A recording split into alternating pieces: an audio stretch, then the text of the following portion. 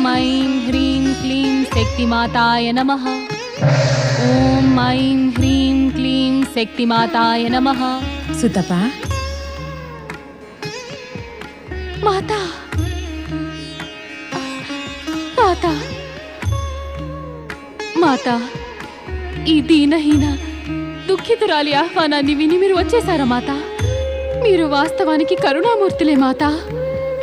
చెప్పు సుతపా, ఈ విధంగా వ్యాకుల మనసుతో మమ్ము ఎందుకు పిలిచావు? మాతా, తమరి భక్తుల మనసులోని మాట తమరు ఎరుగనిది కాదు. హే జగదంబా, నా పుత్రకాంక్షను ఫలింపజేయండి. హే సర్వేశ్వరి, నా నారిత్వం పుత్రుని ఒడిలో వేసుకుని ఆడించాలని కోరుతోంది. జగత్ కళ్యాణానికై నాకు నా భర్త వంటి తేజస్వి అయిన పుత్రుని ప్రసాదించు మాతా.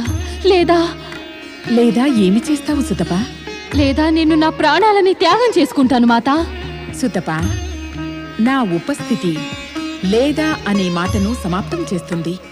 మాతా, ఆవేశంలో నేను కటువుగా మాట్లాడాను మాతా. క్షమించండి మాతా. జగదంబ క్షమించండి. ఈ సమయంలో నీకు మానసిక సంతులనం చాలా ఆవశ్యకమైనది సుతపా. ధైర్యంగా ఉండు పుత్రి. మృకండు ఋషి యొక్క శివారాధన పూర్తి అయ్యే వరకు నీవు తప్పక ప్రతీక్షించవలసినదే. ఈ ప్రతీక్షా క్షణాలను గడపడం ఇక ఈ సుతపాకు అసంభవం మాతా.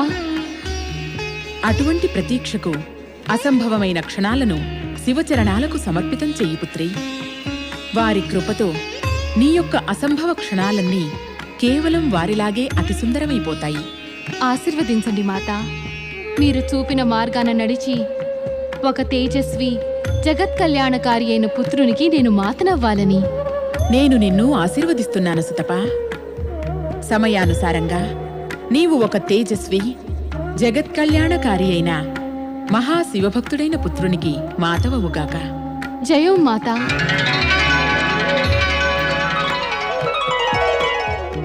మాతా, జయం మాతకు. నారాయణ నారాయణ నారాయణ, శ్రీమన్నారాయణ నారాయణ నారాయణ, నారాయణ నారాయణ నారాయణ, భజమన నారాయణ నారాయణ నారాయణ, నారాయణ నారాయణ. మాతా పార్వతి, పార్వతీమాత ఈవేళ స్వేచ్ఛగా ఒంటరిగానే గగన విహారం చేస్తున్నారు. ఏదో కైలాసంలో జరగకూడనిదేదో జరిగి ఉండాలి. అది మరి నారదునికి కించిత్తైనా తెలియదు. నారాయణ నారాయణ. మాత, అదృష్టవశాత్తు నేను తమరి జ్యోతిపుంజపు వెలుగును చూడగలిగాను. కృప చూపి మీ దర్శన భాగ్య పుణ్యం ప్రసాదించగోరుతాను. ప్రణామం మాత. సదా జగత్ కళ్యాణ కార్యాల్లో జయం పొందు నారదా. మాత, అన్యథా అనుకోకపోతే ఒక మాట అడగనా? వద్దు నారదా. కైలాసంలో జరగకూడనటువంటిదేమీ ఇంకా జరగనూ లేదు. నాకు నా పతి పరమేశ్వరుల మధ్య కలతలు రాలేదు. ఇంకా ఏమీ కాలేదు. కానీ నీవేమైనా కైలాసంలో జరగరానిదేమన్నా జరగడానికి అంచనా వేస్తున్నావా? లేదు మాత, లేదు. నేను మాత్రం తమరు ఒంటరిగా గగన విహారం చేస్తూ ఉంటే చూసి భ్రమపడ్డాను. మరి నా భ్రమ నిరాధారమేలేండి. ఇప్పుడు మీరు నాకొక మాట చెప్పండి. అదేమిటి నారదా? కృపతో ఒక మాట చెప్పండి. ఇప్పుడు తమరు కైలాసం నుండి వస్తున్నారా లేదా కైలాసానికి వెళ్తున్నారా? ఇప్పుడైతే నేను కైలాసానికి వెళుతున్నాను. కానీ నీకు చాలా కుతూహలంగా ఉందేమో నేనెక్కడికి వెళ్ళాను అని. అవును మాత. నారదా, నీ కుతూహలం ఆకారంలో నీ వ్యక్తిత్వాన్ని మించి పెద్దదైపోతోంది. నారాయణ నారాయణ. మాత, నాకు దాన్ని ఇంకా పెంచాలని ఉత్సాహంగా ఉంది. అలాగా? ఎందుకో? అది ఈ దీనహీన నారదుని కుతూహలానికి ఫలితమే మాత. అందువల్ల జగత్తులోని మహాశక్తివంతుల పుణ్యప్రదమైన దర్శన భాగ్యం నాకు కలుగుతుంది. అంటే నీవు మహాశక్తివంతుల దర్శనం కోసం స్వార్థంతో సాధన చేసే నీ కుతూహలాన్ని పెంచుతున్నావా? లేదు లేదు మాత. కుతూహలం నారదునికి స్వాభావికమే. అందులో స్వార్థానికి ఎక్కడా స్థానం లేదు. ఒకవేళ ఉన్నప్పటికీ అది కూడా జగత్ కళ్యాణార్థమే. శుభం భవతు పుత్ర.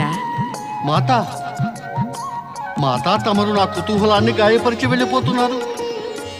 మీరే స్వయంగా నాతో చెప్పాలనుకున్నారు మీరు ఎక్కడి నుంచి వస్తున్నారో అని. నారద, నేను మృకండు ఋషి యొక్క భార్య సుతపా యొక్క ఆవేదనను శాంతపరిచి వస్తున్నాను. కానీ నేనిచ్చిన మాటతో నేడు బహుశా మొదటి మారుగా నేనే అసంతుష్టంగా ఉన్నాను. అదేమిటి అలా అంటున్నారు సర్వేశ్వరి? నిజంగా చెబుతున్నాను నారద. మహాశివభక్తుడైన మృకండు ఋషి బ్రహ్మచర్య వ్రతాన్ని పూర్తిగా పాటిస్తూనే అనవరతం శివారాధనలో ఉన్నాడు. ఇక అతని పత్ని సుతప ఒక తేజస్వి అయిన పుత్రునికి మాత కావాలని కోరుతోంది. ఈ వేళ లేక రేపో మురకండు ఋషి యొక్క తపస్సు పూర్తవుతుంది మాత. అంతదాకా ఋషిపత్ని సుతపా వేచి ఉండలేదా? ఆమె ఓర్పు శక్తికి ఎంతో మించిపోయింది నారద. ఒక స్త్రీకి కలిగే పుత్రప్రాప్తి వాంఛను ఒక్క సహన శక్తితో ముడిపెట్టలేము కదా. ఇప్పుడు ఏమవుతుంది మాత? శివేచ్ఛా ప్రాప్తి లేకుండా సుతపాకు నేనిచ్చిన మాట ఫలించదేమో. అంటే మాత? అంటే మరి పరమేశ్వరులు స్వయంగా మృకండు ఋషికి ప్రేరణ కలిగించకపోతే నేనిచ్చిన మాట ఫలించదు నారదా. మాత, భోలాశంకరులు మహేశ్వరులు సర్వజ్ఞులు, సర్వాంతర్యామి. వారు తప్పకుండా మన సంభాషణను వింటూనే ఉండాలి. సర్వేశ్వరుని కృపతో అలాగే అనుకున్నాను నారదా.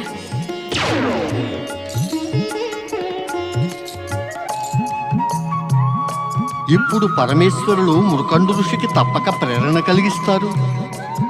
ఓం నమః శివాయ.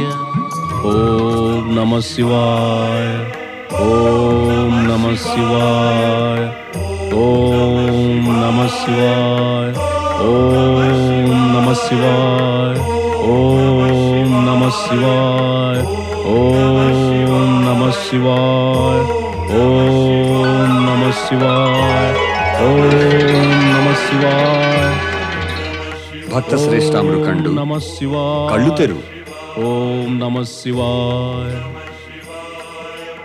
పరమేశ, నీలకంఠ, మహేశ, జయము శివశంకరునికి, జయము శివశంకరునికి. పరమేశ, తమరు కరుణా సాగరులు. తమరు నాకు దర్శనమిచ్చి నా తపస్సునే కాకుండా నా జీవితాన్ని కూడా సఫలం చేశారు. భక్తవత్సల, నా తనువు మనస్సు కూడా మీ చరణాలకు అంకితం. భక్త శ్రేష్ఠ, మీ యొక్క అనవరత తపస్సు ఇంకా అఖండ వ్రతాల ఫలంగా కాలక్రమేణా మీ ఇద్దరు పతిపత్నులకు శివలోక ప్రాప్తి కలుగుతుంది. కానీ కానీ ఏమిటి మహేశ్వర? ఈ సమయాన మీరు మీ యొక్క తపస్సును ఆపి మీ ధర్మపత్ని అయిన సుతపా యొక్క ప్రార్థనను స్వీకరించాలి. ఓం ఐం హ్రీం క్లీం శక్తిమాతాయ నమః. సర్వేశ్వర, మీకు తెలిసినదే కదా, గృహస్థాశ్రమంలో నాకు అభిరుచి లేదని. ఇంకా ఈ సమయంలో నేను తపస్సును కొనసాగిస్తూనే బ్రహ్మచర్య వ్రతాన్ని సంకల్పించి రెండింటినీ ముడివేశాను. భక్తామృకండు, చూస్తూ ఉంటే భక్తి బంధంతో కన్నా ఎక్కువ హఠబంధంతో ముడిపట్టట్టున్నారు. పరమేశ, ఏమిటి మీరంటున్నది? నిజం చెబుతున్నాను భక్తామృకండు. హఠయోగుల స్వభావం ఇలాగే ఉంటుంది. వారు తమ నిశ్చయాన్ని నెరవేర్చుకునేందుకు ఎటువంటి చింతను పెట్టుకోరు.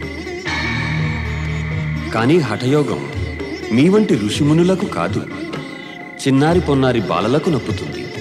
శివశంకర, అయితే మీరు నా బ్రహ్మచర్య వ్రత సంకల్పాన్ని సడలించమని అనుజ్ఞనిస్తున్నారా? మృకండు, ఒక తపస్వి యొక్క కర్తవ్యం ఏమిటంటే సకల ప్రాణులను సంతోషపరచడం, లోక కళ్యాణాన్ని కోరడం. కానీ మీ తపస్సు మీ ధర్మపత్నికి దుఃఖ కారణమయ్యింది. శివ సృష్టిలో అట్టి తపస్సుకి విలువే లేదు. ప్రభు, నేను మీ మాటలను పూర్తిగా అర్థం చేసుకోలేకపోతున్నాను.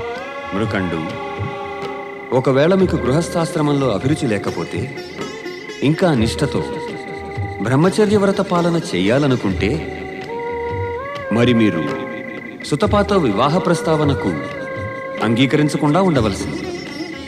అది ఎంత కష్టమైనా సరే. ప్రభు, ఇక ఇప్పుడు మీరు బ్రహ్మచర్య వ్రతాన్ని అడ్డుపెట్టుకుని పతిధర్మం అనే కర్తవ్యాన్నుండి తప్పించుకోవాలనుకోవడం, అది మీ యొక్క సతి సుతపా పట్ల అన్యాయమే అవుతుంది. అది మా దృష్టిలో ఒక పతిపరాయణ అయిన స్త్రీ పట్ల అపరాధం.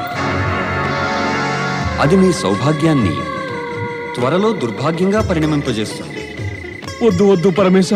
అయితే మీ కర్తవ్య పాలన చేసి సుతపా యొక్క కోరికను తీర్చండి. మీకు శుభమగుగాక. ప్రభు, ప్రభు. ఓం ఐం హ్రీం క్లీం చాముండాయ నమః. ఓం ఐం హ్రీం క్లీం శక్తిమాతాయ నమః. నారాయణ నారాయణ నారాయణ. ప్రణామం పరమపిత. ప్రణామం మాత.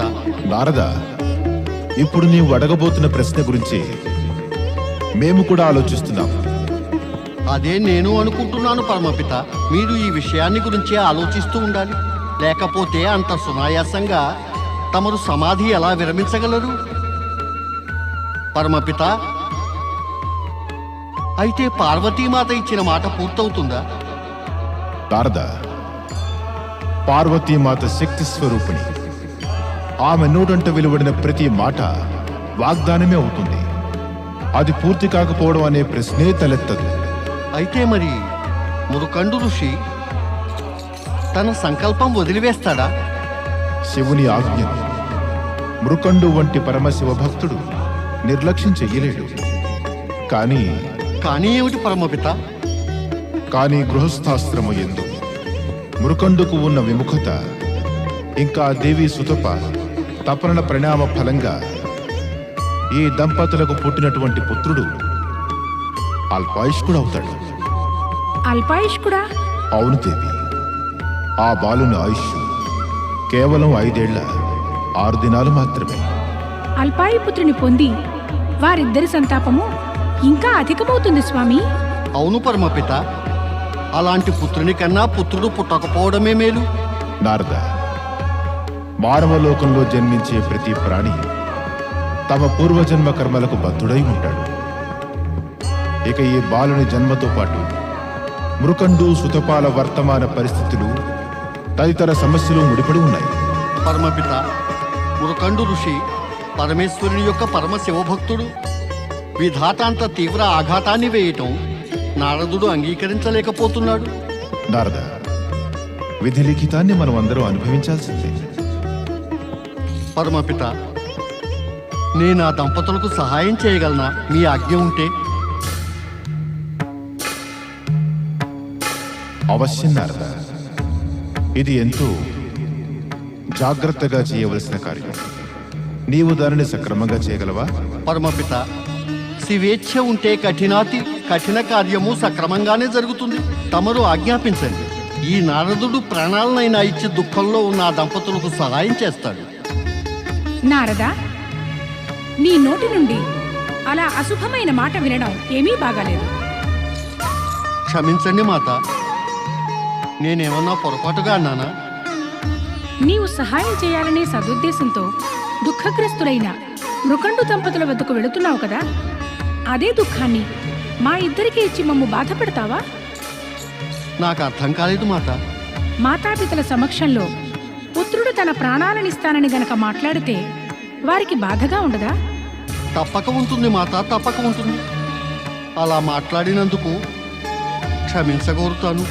నీ కార్యసాధనలో సఫలుడు ఓ పుత్రా.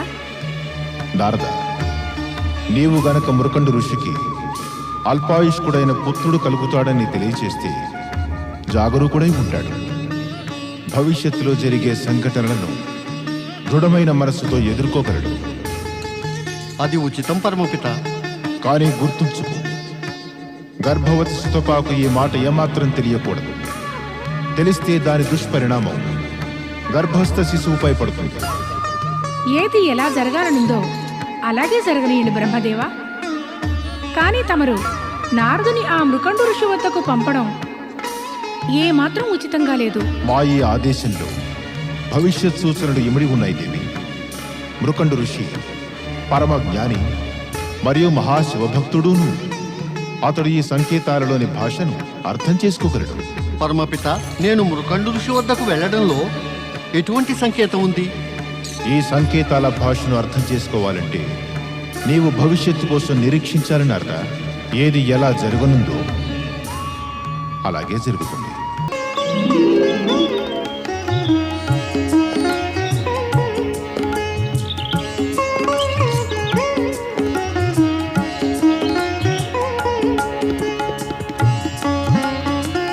ఓం నమః శివాయ, ఓం నమః శివాయ, ఓం నమః శివాయ, ఓం నమః శివాయ, ఓం నమః శివాయ, ఓం నమః శివాయ. నారాయణ నారాయణ. దేవర్షి నారదుల తమరిక్కడ మా ఆశ్రమంలో మా జీవితాలు ధన్యమయ్యాయి.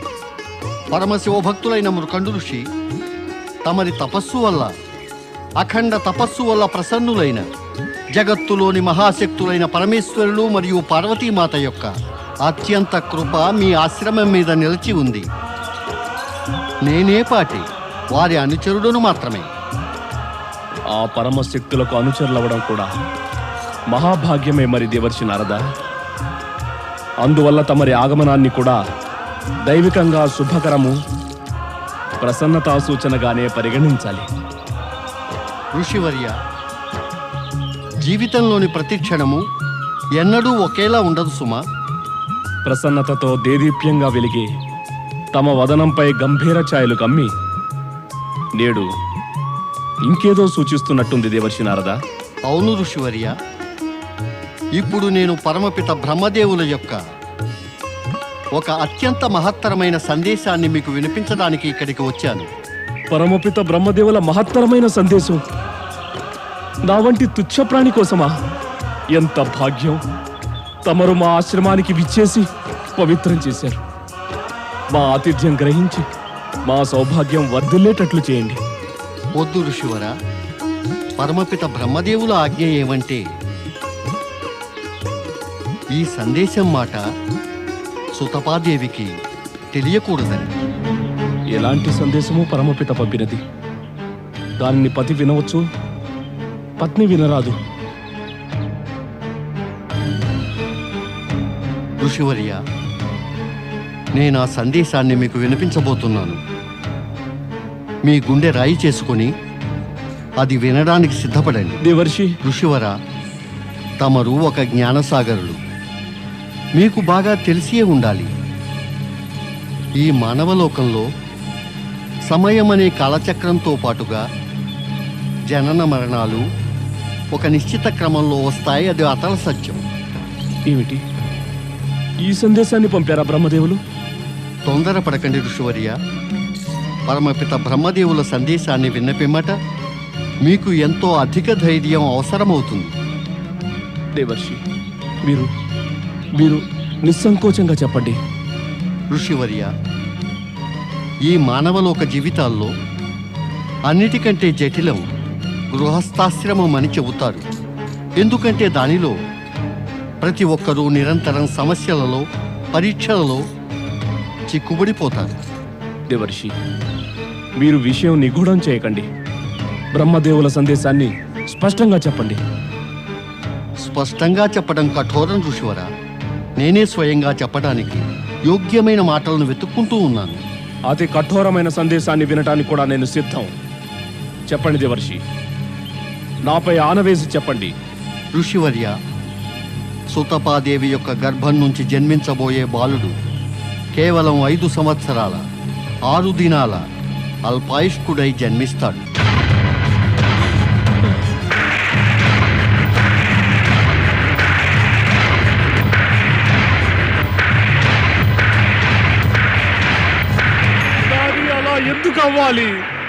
అలా ఎందుకు అవ్వాలి? మేమంత ఘోరమైన పాపం ఏం చేశాము? ఎందుకు మాకు అల్పాయుష్య పుత్రుడు పుట్టాలి? ఆ భగవంతుడు మాకు చాలా అన్యాయం చేశాడు, చాలా అన్యాయం. అన్యాయం అన్యాయం ఋషివర్య, మీరు మహాజ్ఞాని మరియు మహాశివభక్తులు. మరి భగవంతుని దూషించినచో ఏమి లాభం? ఈ సంకట పరిస్థితిలో మీరు మీ ఆరాధ్య దేవులు శివశంకరులను ఆరాధించండి. వారు తప్పక మీకు ఈ ఘోర విపత్తును సహించే శక్తి ప్రసాదిస్తారు. క్షమించండి దేవర్షి, నాకు ఈ బ్రహ్మలీల అర్థం కావటం లేదు. ఈ ఘోర సందేశాన్ని నాకు అందచేయటం వల్ల ఏమి లభిస్తుంది బ్రహ్మదేవులకు? ఈ సందేశం విని పుత్రుడు జన్మిస్తాడనే ఉత్సాహమంతా సమాప్తమైపోయింది. అదేమిటో సుతపా భాగ్యంలో దుఃఖం మినహా మరేమీ లేదేమో. ఆమె ఈ వజ్రఘాతాన్ని ఎలా సహించగలదు? ఋషివర్య, ఈ మాట బాగా జ్ఞాపకం ఉంచుకోండి. ఈ సందేశం గురించి సుతపాదేవికి ఎట్టి పరిస్థితిలోనూ తెలియకూడదు, లేదా గర్భస్థ శిశువు మీద విపరీత ప్రభావం పడవచ్చు. మీరు నా మొదటి ప్రశ్నకు సమాధానం ఇవ్వలేదు. ఇటువంటి ఘోరమైన సందేశాన్ని పంపించడంలో ఆ బ్రహ్మదేవుల ఉద్దేశం ఏమిటి? ఋషివర్య, మీరే అంటూ ఉంటారు, ప్రశ్నలో అంతర్గతమై సమాధానం దాగి ఉంటుందని. పరమపిత బ్రహ్మదేవుల యొక్క సందేశంలో దాగి ఉన్న నిగూఢ సంకేతం, సంయమనం మీ ప్రశ్నలోనే దొరుకుతాయేమో. మీకు శుభమగుగాక.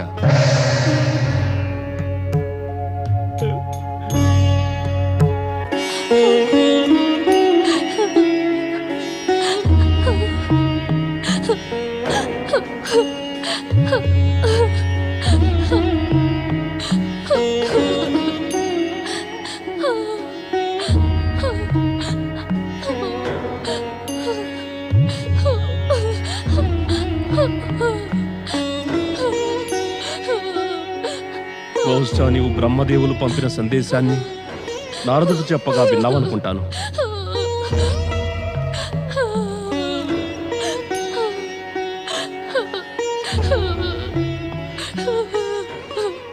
వద్దు సుమతి, వద్దు. ఇప్పుడు ఏడుస్తూ వృధాగా కాలం గడపకూడదు. అది కాకుండా ఏడవకిక నేను ఏం చేయను స్వామి. బహుశా భగవంతుడు నా భాగ్యంలో నవ్వు అనేది రాయడం మర్చిపోయాడేమో. పార్వతీ మాతను ప్రార్థించగా నాకు పుత్ర ప్రాప్తి అవుతుందని ఆశీర్వదించింది. మీరు కూడా ఎంతో కాలం శివారాధన చేసి వారిని ప్రసన్నులు చేశారు. ఆ ప్రసన్నత యొక్క ఫలితం ఈ అల్పాయుష్కుడైన పుత్రుడా. ఇక పూజ, ప్రార్థన, ఆరాధన మరియు తపస్సుకి ఇదే ప్రతిఫలం దొరుకుతుందా? సమాధానం ఇవ్వండి స్వామి. ఈ ప్రశ్న మీ పత్ని అయిన సుతపా కాదు, జన్మించబోయే మీ బిడ్డకు తల్లి అడుగుతోంది. చెప్పండి స్వామి. మీరు గనక సమాధానం ఇవ్వకపోతే భవిష్యత్తులో ఏ తల్లి గాని ఏ తండ్రి గాని పుత్ర ప్రాప్తి కోసం ప్రార్థన చెయ్యరు. అదే కాక భగవంతుని ఈ ఘోర అన్యాయాన్ని వేలెత్తి చూపి మరీ ప్రశ్నిస్తారు. దేవుడిపై ఆరోపణలు చేస్తారు. సుతప, దేవుని నియమాలకి మనం కట్టుబడి ఉండాలి. కానీ ప్రశ్నలు వేసినా, దేవుడు అన్యాయం చేశాడని ఆరోపించినా దుర్భాగ్యం తప్ప మనకి మరేమీ ప్రాప్తించదు. నాకు నా పుత్రుని ఆయుష్ ముందు ఎటువంటి దుర్భాగ్యానికి భయపండి స్వామి. ఇంకా సౌభాగ్యం కలవారే వారు దుర్భాగ్యానికి భయపడతారు. నా జీవితంలో దేవుడు సౌభాగ్యం రాయడమే మర్చిపోయాడు. అలా అధైర్యపడవద్దు సుతప. మనం భవిష్యత్తులో రాబోయే విపత్తును దృఢ మనసుతో స్వీకరించాలి. పుట్టబోయే మన బిడ్డను కొద్ది సమయంలోనే అత్యధిక ప్రసన్నుడిగా ఉంచే ప్రయత్నం చేయాలి. అతని ప్రతి కోరికను పూర్తి చేయాలి. బహుశా భగవదేచ్ఛ ఇదేనేమో దేవి. భగవదేచ్ఛను మీరు స్వీకరిస్తారేమో. దానికి విరుద్ధంగా సంఘర్షణ చేస్తూ శంఖారావం చేస్తాను. నా పుత్రుణ్ణి అల్పాయుష్కుడిగా వదలను. సుతప, శివుని ఆజ్ఞ అయిన పిమ్మట నేను నిన్ను చూసి, నీ అఖండ నిష్ఠాభక్తులను చూసి గర్వపడ్డాను. ఆ గర్వాన్ని అణగదొక్కకు దేవి. మీరంటున్నది ఏమిటి నాథా? అవును దేవి, నేను నిజమే చెప్తున్నాను. నేటి వరకు విధాతను ఎవరు ఎదిరించలేకపోయారు. జరగవలసింది జరిగే తీరుతుంది. అయితే మరి ఏం చేయను స్వామి? పుత్ర పుత్రుడు కావాలని తప్పించి వాడైన జీవితం చిగురించి పుత్రుని పొంది కూడా వద్దు స్వామి, ఇది అసంభవం. ఇది ఘోరమైన అత్యాచారం. ఏమని అనుకోవాలి? ఇటువంటి ఘోర సందేశం పంపించిన బ్రహ్మదేవులకి ఏమి లభించింది? ఈ సందేశం వెనక దాగి ఉన్న గుప్త సంకేత భాషను అర్థం చేసుకో సుతప. గుప్త సంకేతమా? అవును దేవి, మొట్టమొదట నేను నీలాగే ఉత్తేజితున్నయ్యాను. కానీ ఇప్పుడు ఆ సంకేతపు భాషను అర్థం చేసుకున్నాను. స్పష్టంగా చెప్పండి స్వామి, ఏ సంకేతం మాట చెబుతున్నారు మీరు? సుతప, పార్వతీమాత స్వయంగా నీకు మహాశివ భక్తుడు పుత్రుడుగా పుట్టాలని ఆశీర్వదించింది. స్వయంగా మహేశ్వరుడు నాకు దర్శనమిచ్చి గృహస్థాశ్రమాన్ని స్వీకరించమన్నాడు. అంతకన్నా మించి మహత్తరమైనది బ్రహ్మదేవులు ఏ సందేశమైతే నాకు మాత్రమే చెప్పమన్నారో అది నీ చెవిని కూడా పడింది. అవును, నేను దేవర్షి నారదుడు మీకు చెబుతూ ఉండగా విన్నాను. సుతప, బ్రహ్మదేవుల యొక్క ఆజ్ఞకు విరుద్ధంగా ఆ సందేశం నీ చెవిని కూడా పడింది. బ్రహ్మదేవులకు ఇష్టం లేకుండా నీవు ఆ సందేశాన్ని వినజాలవు. అంటే దానిలో భగవంతుడి లీలేదో ఉంది. అది మనల్ని సంకేత రూపంలో సమయం దాటిపోకుండా జాగరూకులను చేస్తోంది. భగవంతుడి లీలల్లోని రహస్యాన్ని మీరర్థం చేసుకోగలరా? లేదు దేవి, మహాశక్తుల లీలలలో నిగూఢమై ఉన్న రహస్యాన్ని అర్థం చేసుకోవటం మనకి అసంభవం. అయితే మనం ఏమి చేయాలి? మన భావి జీవితాలను శివచరణాలపై సమర్పించి వారి కృప కోసమై ప్రార్థించాలి. పరమేశ్వరుడెప్పుడూ తన భక్తులను నిరాశపరచడు. ఇక ఆలస్యం చేయకండి స్వామి, పదండి. ఎక్కడికి? మనం సమయం ఏమాత్రం వృధా చేయకుండా ఈ క్షణం నుండే శివారాధనను ప్రారంభించాలి.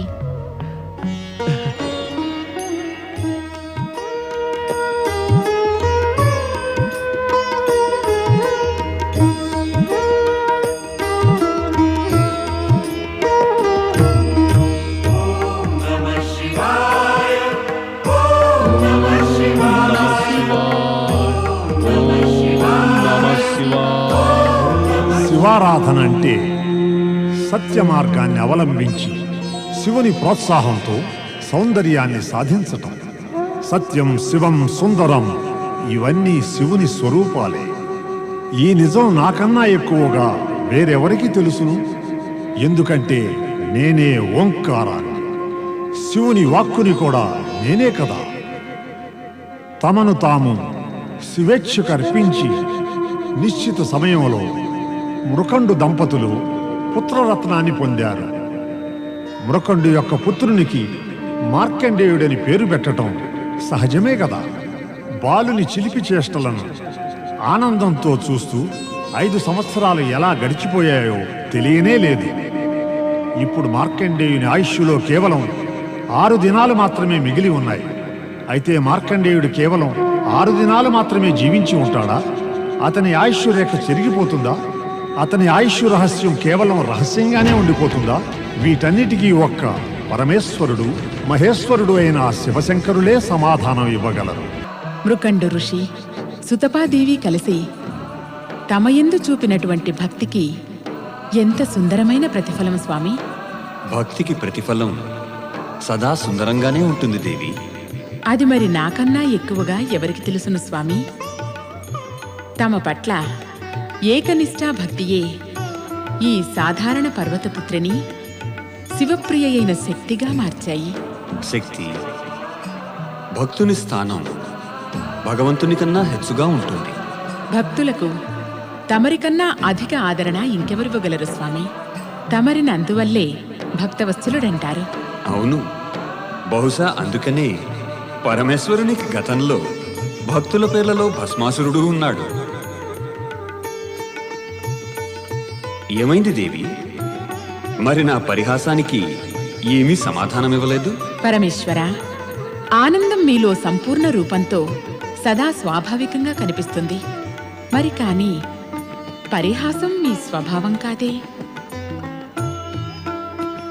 అయినా ఒకవేళ మీరు చేసే ఈ పరిహాసం భవిష్యత్తులో జరిగే గూఢ విషయాన్ని సూచిస్తుందేమో? దేవి, భస్మాసురుని పేరు వింటూనే నీ మనసులో శంకలేవో కలుగుతాయి. లేదు స్వామి, నా శంకలు భస్మాసురుని గురించి ప్రస్తావించటం వల్ల కాదు. స్వామి, ఒక మాట చెప్పండి. నా వాగ్దానాన్ని నిలబడానికి మీరు మృకండు ఋషిని గృహస్థాశ్రమాన్ని స్వీకరించమన్నారు.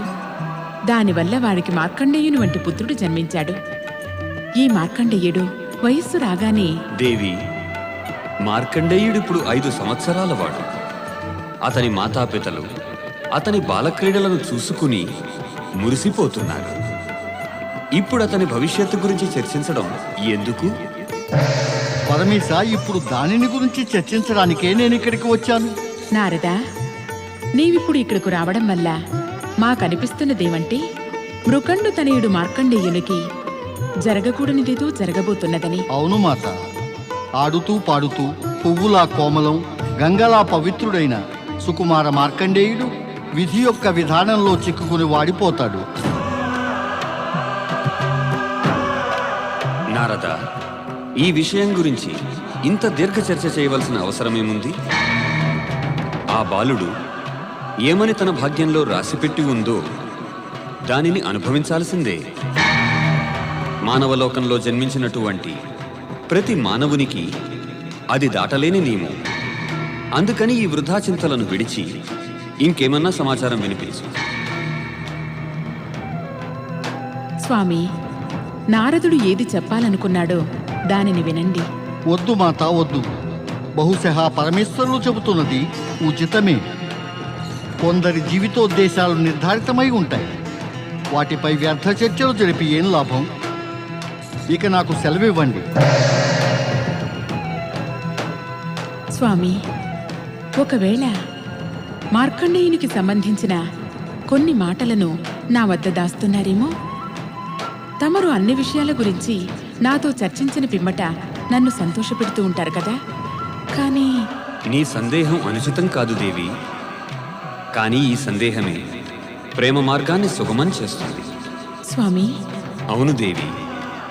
మార్కండేయుని విషయం గురించి చర్చించడానికి అనుమతినివ్వకపోవడానికి ఏకైక కారణం ఏమంటే విధాత అతని జీవితాన్ని నిర్ణయించేశాడు.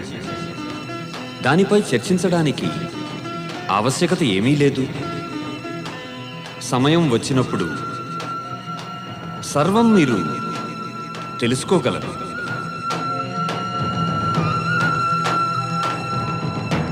జయం శివునికి. శంకరుని పేరు వినటంతోటే నా మనసు ఎందుకు పులకిస్తుంది నాన్నగారు? పుత్ర మార్కండేయ, శివుడంటేనే శుభం, సదా శుభకారకుడు అని. ఇక ఈ జగతికి ఆధారం ఆ శంకరుడే. శివుడా? అవును పుత్ర. ఈ ప్రపంచమంతా వారి కృప ఇచ్ఛానుసారమే సాగుతోంది. నాకు శంకరుని విషయం గురించి ఇంకా చెప్పండి నాన్నగారు. నాకు వారి సంగతులు వినడం చాలా బాగుంటుంది. పుత్ర, శివారాధన చేసేవారు ఘోరమైన ఆపద నుండి కూడా తప్పించుకోగలరు. తన భక్తులను రక్షించే బాధ్యత శంకరుడు సదా తన మీదే వేసుకుంటాడు. అయితే శంకరుని రూపం ఎలా ఉంటుంది నాన్నగారు? శంకరుని స్వరూపం అద్భుతం, అనుపమానం, సుందరం, అందరికన్నా కూడా మిన్న. శివుడు జటాజుటధారి, శిరస్సుపై చంద్రుడితో, కంఠంలో సర్పహారంతో, సదా పులితోలు కప్పుకుంటాడు. ఆయన విశాల భుజాలపై త్రిశూలం ఉంటుంది. ఇంకా ఆయన ముఖంలో అపారమైన తేజస్సు ఉంది. తేజస్సా? యజ్ఞగుండంలోని అగ్నిలాగానా? కాదు పుత్ర, సహస్ర సూర్యమండలాల తేజస్సు ఎలా అయితే ఉంటుందో అలాంటి తేజస్సే ఆ శివశంకరుల ముఖంపై సర్వదా వెలిగిపోతూ ఉంటుంది. నాన్నగారు, నేను శివారాధన చేస్తే వారు నా ఎందుకు కూడా ప్రసన్నులవుతారా? పుత్ర, శంకరుడు దయాసాగరుడు, కృపానిధి, ఇంకా భక్తవత్సలుడు. శివారాధన చేసే వారి పట్ల వారు సదా ప్రసన్నులవుతారు. వారికి భక్తిలోని నియమాలయందు కన్నా అధికంగా సమర్పణాభావంపై ప్రేమ. అందువల్లే యావత్ జగత్తు వారిని భక్తవత్సలుడంటారు. నాన్నగారు, శివారాధన చేసి వారిని ప్రసన్నులు చేస్తాను. నాకు అనుజ్ఞనీయండి. శివారాధనకై అనుజ్ఞ అవసరం ఏముంది పుత్ర మార్కండేయ? అది జన్మనెత్తిన ప్రతి ఒక్కరికి అధికారము మరియు నిర్ణీత కర్తవ్యమును. నేను శివారాధన ఎలాంటి పద్ధతిలో చెయ్యాలి నాన్నగారు? ఓం నమ శివాయ అనే పంచాక్షరి మంత్రాన్ని నిరంతరం జపిస్తూ ఉంటే పరమేశ్వర్లు శీఘ్రమే ప్రసన్నులవుతారు.